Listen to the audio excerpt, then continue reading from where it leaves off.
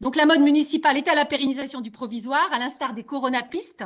La maire de Paris prévoit en effet de pérenniser l'extension des terrasses provisoires pour les cafés, bars et restaurants, en formalisant cette pérennisation dans la révision du règlement des étalages et des terrasses au terme d'une concertation avec les représentants syndicaux du secteur hôtellerie, café, restaurant et les associations de riverains. Pour mémoire, l'extension gratuite des terrasses provisoires décidée en mai 2020 avait déjà fait l'objet en septembre 2020 d'une décision de prolongation jusqu'en juin 2021. Bien sûr, nous devons trouver un équilibre entre vivre et travailler à Paris, mais chacun a pu constater que le respect de la charte des engagements pour la prolongation des terrasses éphémères en vigueur, par laquelle chaque commerçant bénéficiaire s'engage à respecter diverses mesures concernant notamment la sécurité des clients, la tranquillité des riverains et la propreté de l'espace occupé, a fait l'objet de graves manquements. Ma question est donc simple. Quelle est la position de la mairie du 8e sur ce projet de pérennisation des terrasses éphémères et quelles actions compte-t-elle mener pour faire respecter dans notre arrondissement les engagements que prendront les futurs bénéficiaires de ces terrasses pérennes et non plus éphémères? Je vous remercie. Alors, c'est Virginie Tricorian qui va vous répondre.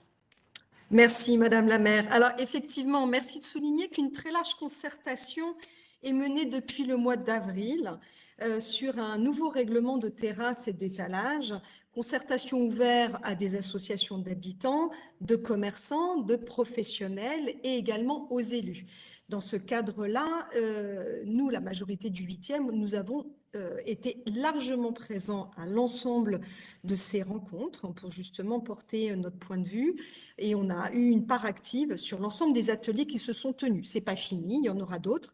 Mais voilà, déjà, on peut dire qu'on a été présent. Le régime des simples déclarations adossées à une charte va laisser place à un régime d'autorisation avec des amendes plus dissuasives, environ de 500 €.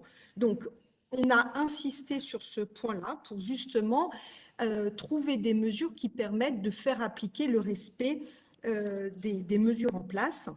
Alors, un point important qu'il faut souligner, c'est qu'il ne s'agit pas non plus de retenir des mauvaises expériences liées à 5 à 10% max des commerçants. Il est important quand même de dire que largement, l'ensemble des commerçants ont respecté leur engagement. Il serait dommage qu'on diffuse une mauvaise image de nos commerçants, et ça, on a tenu également à le dire.